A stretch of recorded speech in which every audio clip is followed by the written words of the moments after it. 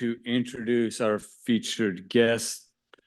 He's a polymath, very busy, shooting star, hailing from, you're a busy guy. I mean, you got a lot of stuff you're cooking in that kitchen. He's got 5 kitchens he's cooking in.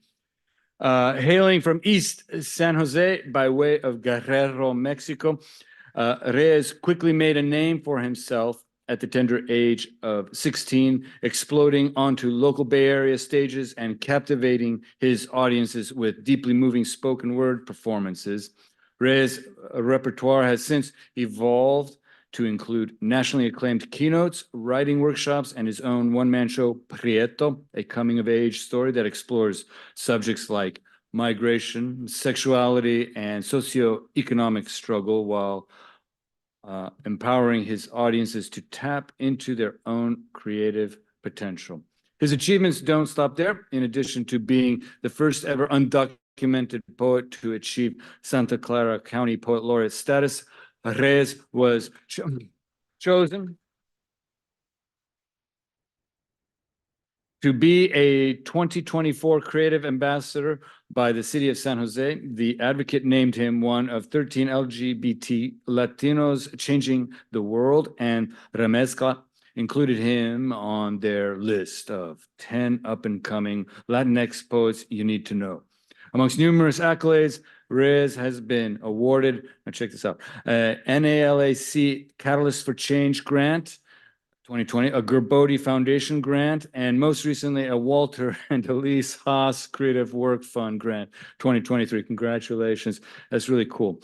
His writing has appeared in publications such as Mariposas, a modern anthology of queer Latino poetry, Somewhere We Are Human, authentic voices on migration, survival, and new beginnings, and forthcoming Undocupoetics.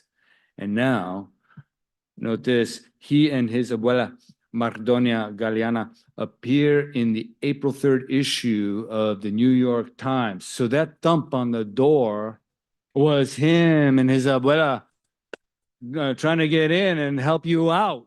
And we got the article here so you can check it. And I'm going to leave it over there. Please now, welcome, Yosimar Reyes.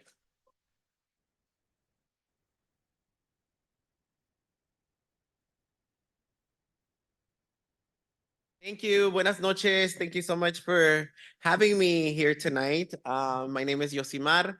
I'm very excited to be here and to represent Eastside San Jose and to represent all the cute little immigrants in my neighborhood.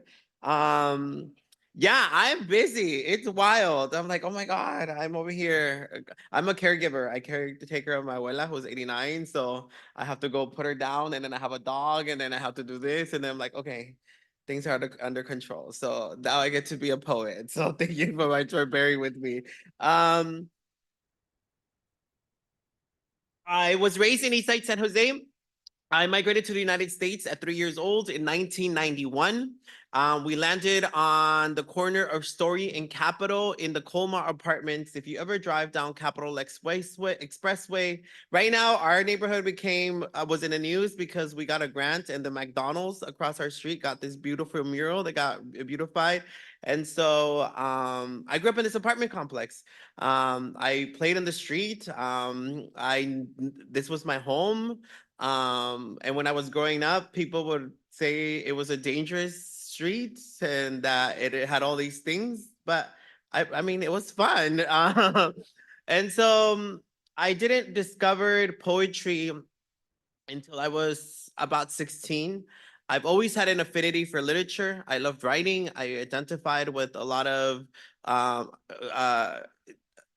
TV that had like the medium of books. For example, PBS Kids had Arthur. We had that dog Wishbone that used to read the classics. They always read, and I always found it fascinating. And what I found fascinating through books and writing was that I didn't need to move in order for me to travel. I can pick up a book and I can go somewhere. And so I think that's what I found fascinating. I love libraries. In middle school, was very difficult for me because I'm coming to language to name the things I'm experiencing, right? I'm living in a 2-bedroom apartment. We are sleeping in the living room with my grandma and my grandfather. My grandma and my grandpa wake up every morning at 6 in the morning and go pick up through people's trash cans to pick up recyclables.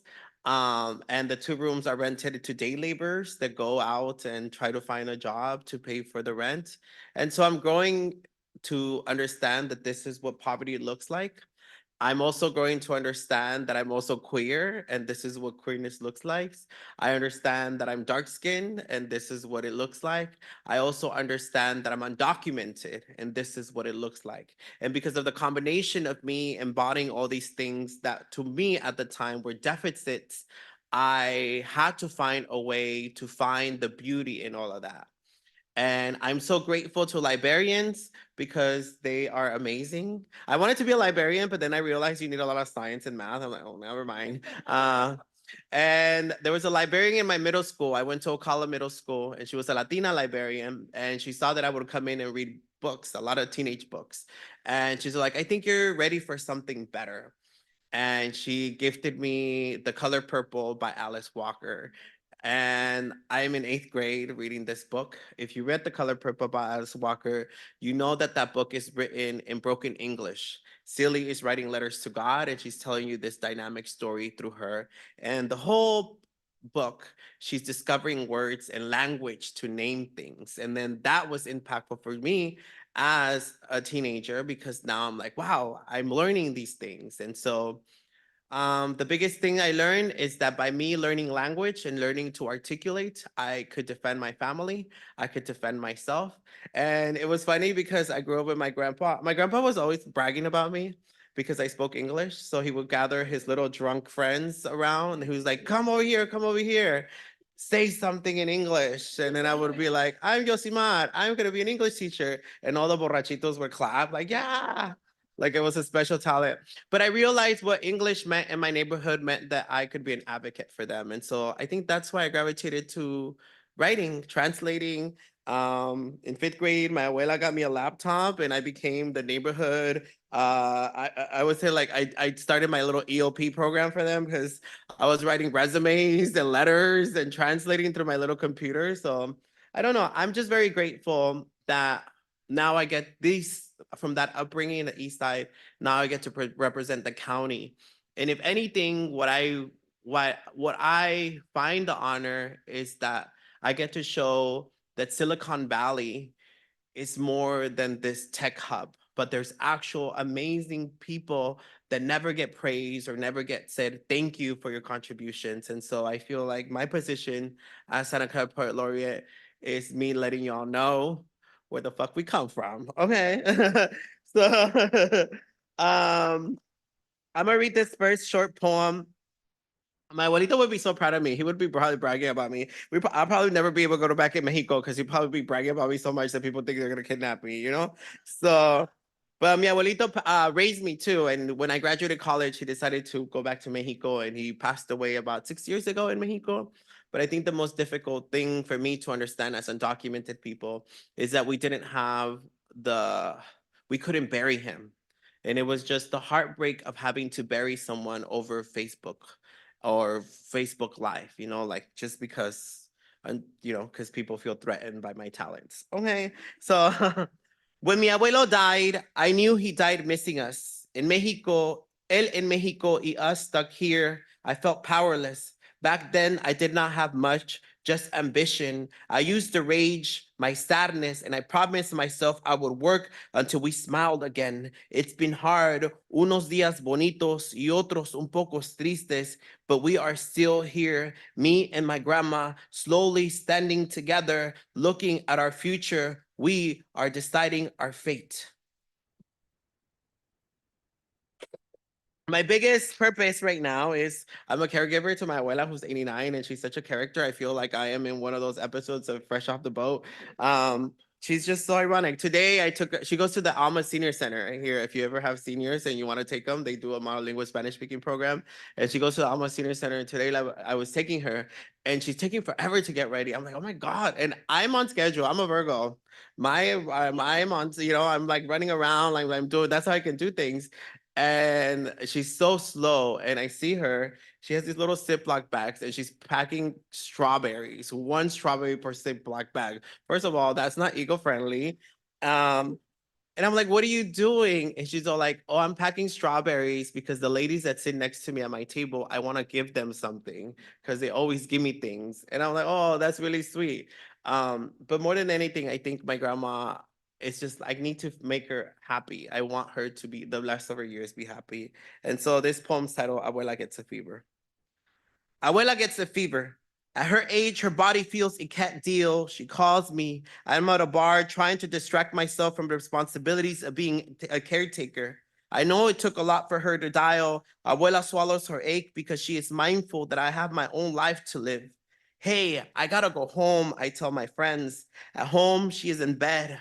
Sorry, she says. She doesn't know that it's an honor, that it's my duty. Her body is shrinking, and I rub Vaporu on her back, on her pecho, her arms, her legs. You are a good son, me dice, but it's not about goodness. It's about time, how fast everything is moving. It's about now, this moment, me savoring life. Yo rubbing Vaporu on my viejita that loves me. I touch her skin, memorize her textures. Very few people get the blessing of knowing a love so sacred. Um, She's cute. And yeah, we were in the New York Times this week, which was really awesome. And I thought they were gonna just do a story. And you know how they reached out to me and like, oh, we're gonna do a story on you. And you know, like one thing about undocumented immigrants, we don't get excited about anything because you know it kind of sucks sometimes. So we're like, okay, sure, come do a story. But I didn't know that she was gonna be there was gonna be a whole spread on her, and I think that was very amazing to see that my grandma has a whole spread, and more than anything the story was about her, and so I'm really excited. So now she's walking with a little, she doesn't understand the magnitude. She's just like, oh, I like my pictures, I like my outfit. I'm like, girl, you're in the New York Times, you know that's iconic. And she's like, yeah. I was like, they're like, do they read that in Mexico? I don't know if they read it in Mexico, girl, but it's a big important thing. This next poem is titled Illegal. I wrote it because my neighbor was the one that printed out my social when I was 16. And so I wrote this about how, you know, our communities, we make laws to humanize us. Illegal. Everyone knows in el apartamento 26, you can get your green card. There in that 2-bedroom apartment, you can become American, write your name and birthday on a piece of paper and come out with your social. There in this torn down apartment building, dreams come true. Here in this abandoned place with these forgotten people, we became legal by our own laws. And then the Tropicana too. Tropicana be getting down. Okay. This next poem I titled okay, I went to San Francisco State University and everybody told me to study Latino studies, but I was like, girl, I am Latino studies. I'm not gonna study that. I want something challenging. So I decided to study English. I told my grandma, I'm gonna study English in college. She's like, why? You already speak it. I'm like, no, I want to be an English teacher because I want to teach books. Um, and I'm glad I did study English because I think it challenged me to learn the craft and to learn the way that other people read us. And at the time, I think one of the more predominant Latino writers there was is Junot Diaz. Everybody was quoting Junot Diaz. People thought he was Mexican in my class. I'm like, he's not Mexican. Um, but what I also learned is that I wanted to take ownership of my story. Like there should be characters that recycle bottles and cans. There should be stories of quirky old ladies who are out here, you know, doing whatever to make a living. And so I started writing. And it was a fiction class, but honestly, I was just writing my everyday and people thought it was so dramatic that it was fiction. I was like, no, that's just my aunt, you know? It's not even a character, girl. It's just that's how we function. So this next poem is a poem, but it's actually just a journal entry because this actually did happen. So it's called caldo de pollo, which translates to chicken soup. It's not the same. A chicken soup and a caldo de pollo are not the same. You have to caldo de pollo, you get it's like a comfort food. It's like if you're sick or if you're like you need that. So my grandma always likes caldo de pollo. So she wanted a caldo de pollo, and this is one of her antics. And I wrote it in Spanglish. I writing in Spanglish because I just like the rhythm and the sound. And I also like a lot of people right now want to learn Spanish. So it's like their little Duolingo challenge.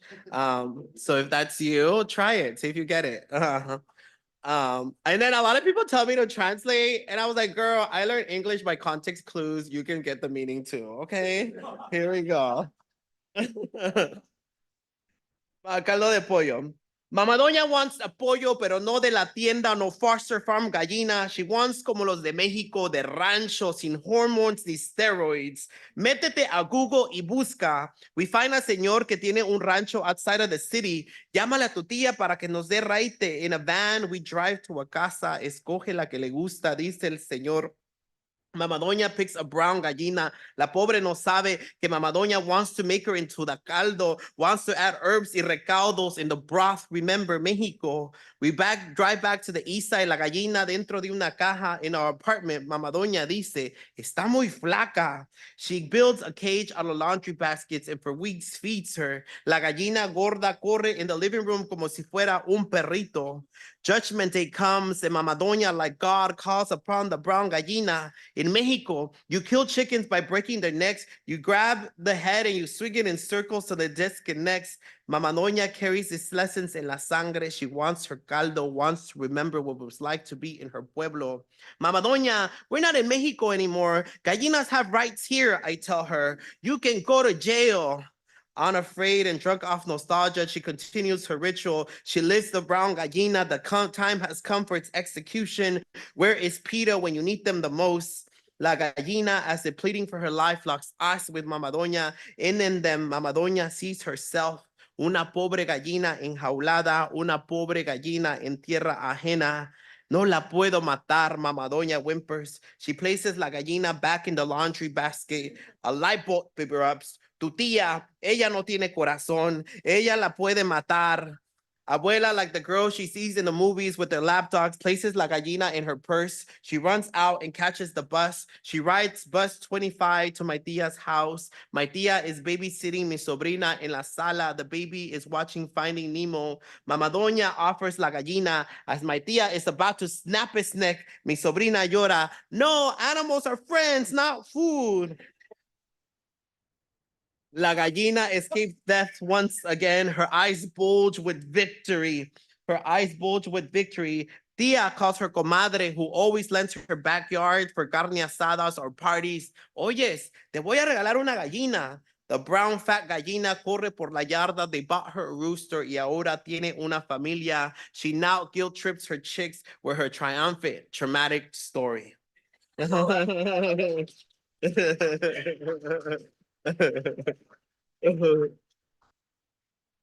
was like, girl, that poor chicken was destined to live. Okay, yeah, it's still around. And we actually buy. If you ever want to buy chickens, there's a little farm at the up the East Valley. It's at the East Hills. Okay, just that's where we went. Oh, my grandma. But growing up, it was really interesting because I grew up with a bunch of immigrants. It was me, a little kid, and a bunch of grown-ups. And so I think that's why I became more self-aware because I didn't know that I was being exposed to all these stories. And so mi abuelita used to feed day laborers. So I was like, I always tell people that I was like that telenovela Teresa, because she knows she was like poor and she hated being poor. And I used to terrorize my grandma because I hated being poor. Being poor sucks. But then my house was packed from like 7 de las 7 de la noche to 11 p.m. because all these men that after work would come and eat in like 5 at a time and they would watch the novela because we had a big TV. So then my house is crammed and I'm trying to read. And then I hated the novelas because they were like just so like intensely dramatic. And then my grandma would fight with my grandpa. And I was like, oh my God, this is like too much, too much. It's like that episode in Matilda where everything is just going haywire. But I didn't realize that what was happening was actually, if you pay close attention, I was being gifted things. And what I was being gifted was all these stories and all these anecdotes and all these hopes and all these sad stories, right?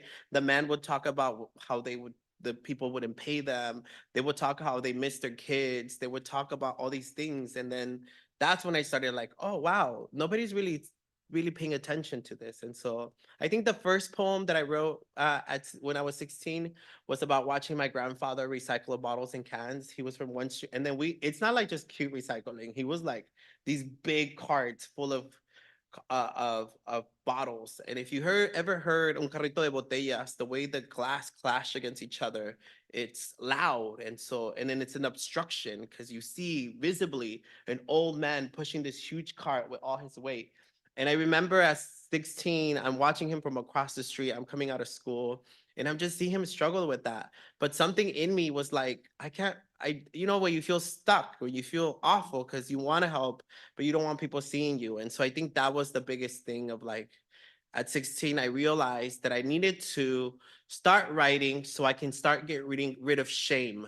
How do I get rid of vergüenza? And to be 16 and be aware of that, like, hey, I don't want to live a life of shame, and I don't want to shape that, and I don't want that, right? And so it took me a long time to discover that. And so I'm still on that quest. Now no me da vergüenza. I tell people all the time, that's what my grandma does. She used to sell tamales. I write about all these anecdotes. But if you think about so many people that walk around feeling ashamed of their background or where they come from. And now I feel like all those things that I said earlier were my deficits. I'm queer, I'm brown, I'm undocumented, I'm gay.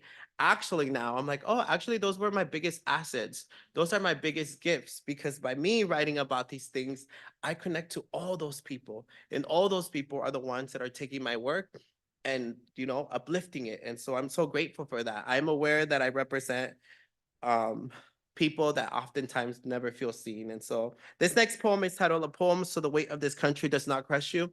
You know what? When Trump got elected, I was really annoyed because here we are hoping that we're going to be integrated into this country. I've been to this country since I was 3 years old. I'm 35 now, so I'm an elder. I'm a DACA elder. I was very disheartened, and I was more disheartened and upset at the fact that somehow my life is tied down to legislation or tied down to me being in this country. And again, for me, writing has always been cathartic because I want to get rid of that. I don't want this country to have power over my happiness. I don't want an election to dictate how happy or how I manifest joy. And so I wrote this poem because I was mad. And I grew up Baptist too, so I knew, like, those Baptist people have this way of like casting spells on you. So I was like, let me cast a spell on these people. So I wrote, this is a love poem slash hatery poem. So it goes like this: a poem so the weight of this country does not crush you. A poem so the weight of this country does not crush you.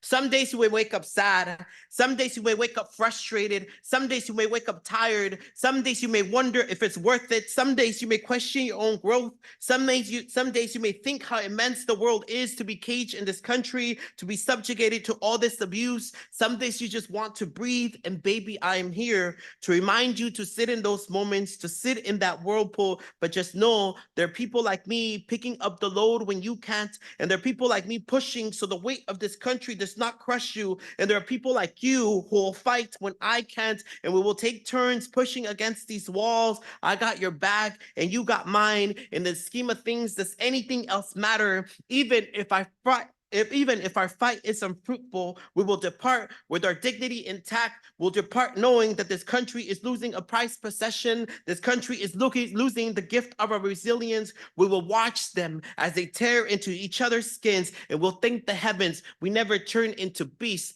like them.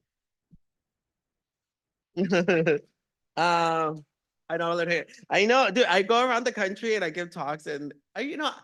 I maybe because I'm funny, like people, I'm a little less threatening. But I've been to some red states, and there's always people that want to argue about me about immigration and why I'm still undocumented. But honestly, I'm like, girl, I charge for consultation, so if you want that, send me an email, and I'll send you my bookly, and we can get that together. This next poem is Undocumented Joy.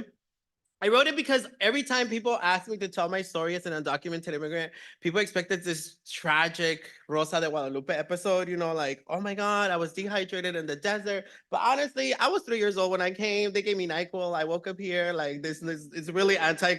It's really anticlimactic. Like really isn't anything. I started joking to people that I only cry in scholarships. I'm not interested in replicating that. There's already so much of that. There's so many stories like that. I'm not interested in feeding that. I'm more interested in talking about other things, right? And so I wrote this poem because I felt like, oh, nobody talks about undocumented joy.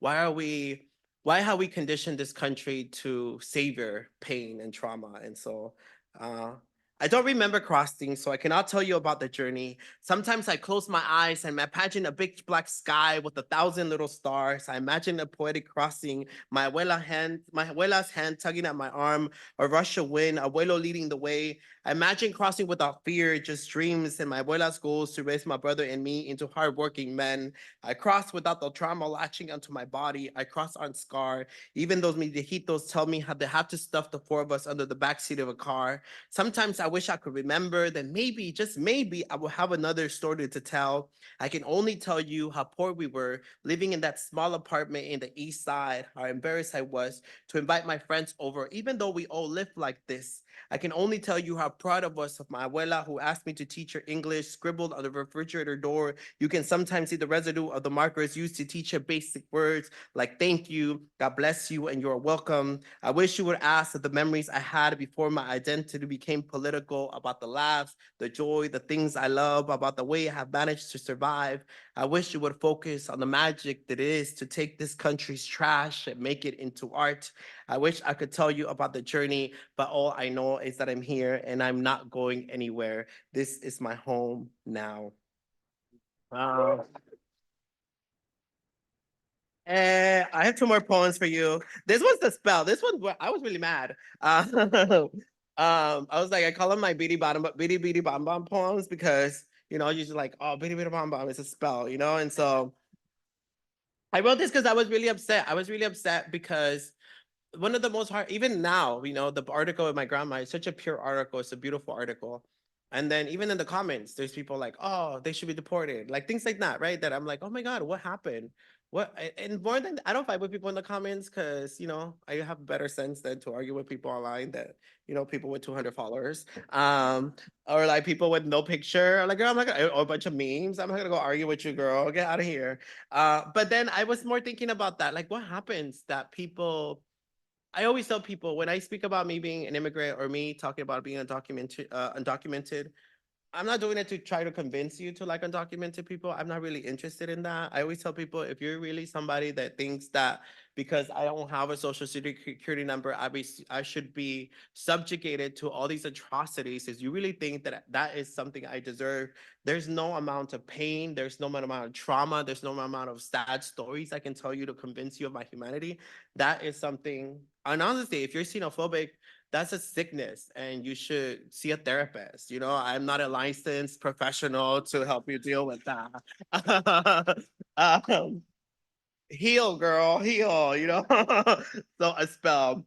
The most heartbreaking thing about bearing witness to children in cages, a drowned father and a daughter, another ICE raid, another tweet about not providing toothpaste or soap to kids in detention is the reality that this country breeds citizens with no humanity. How spiritually bankrupt must one be to ignore, to sit there and say they should have done it the legal way? May the ghosts of our ancestors come back like a storm, a heavy wind, an earthquake, and fall upon the homes of those with venom on their lips. May the ghosts of our people remind them who God really is. You cannot stop us because we do not die in vain. A storm is coming and you can't hide from the rain. Uh-huh. Um, I'm gonna leave you with this last poem. I like to joke because I feel like my life is a sitcom, and honestly, life is more fun when you can make fun of yourself. Um, and so one of the things that happens is like people always tell me like there's two suggestions I always get when I tell people about my status. One is like, have you talked to a lawyer? I'm like, girl, no, it has not occurred to me to talk to a lawyer, an immigration lawyer. And the other one's like, why don't you just get married?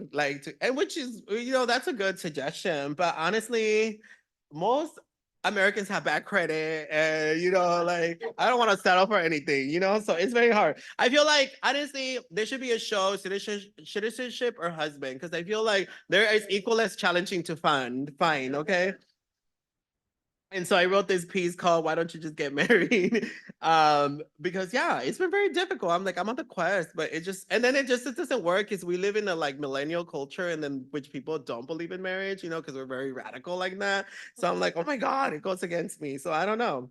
I just recently got permission to go back to Mexico, so I'm gonna be going in June for, you know, so it's I know it's gonna be ironic. I'm like, I'm gonna go to Mexico. Maybe my husband, maybe the love of my life is in Mexico, and I'm over here protesting, shouting, "I'm here to stay." You know, that'd be so horrible. But we'll see. Why don't you just get married? I don't want to have to marry a citizen. I want the day I fall in love to be without me thinking of nation and allegiance. I want it to be how the girls in the movies do it, carelessly running through New York City, sleeping with everybody until I meet the man that meets my feminist ideals. I want the day I fall in love to be without me thinking that he has a social. If you could keep me here, I won't want the pressure of thinking that after 33 years of living here, he is a blessing and opening a crack in the system for me to get in. I don't want to think of green cards, visas, of finally having a foundation to step on. I want my loving to be an option, not a way out of my condition. I want the day I set foot in the altar, I gaze into my lover's eyes, be the day I know that papers don't matter. But for now, all I am dating are tragic citizens. um, but yeah, I think thank you so much. I think it's been a beautiful journey. It's a beautiful journey. I feel like every year is like a stepping stone to something bigger, and beautiful things are manifesting. And so yeah, I'm very happy and fortunate that I get to represent. And it's interesting because we left that we on those apartments on Story and Capitol. We if you remember the pandemic, the San Jose Mercury News reported on the disproportional positive COVID cases in the 4 zip codes, and all those zip codes were Latino neighborhoods, heavily populated by immigrants, heavily populated undocumented immigrants. And it was during COVID that I moved back from LA to San Jose, and I've been here since then.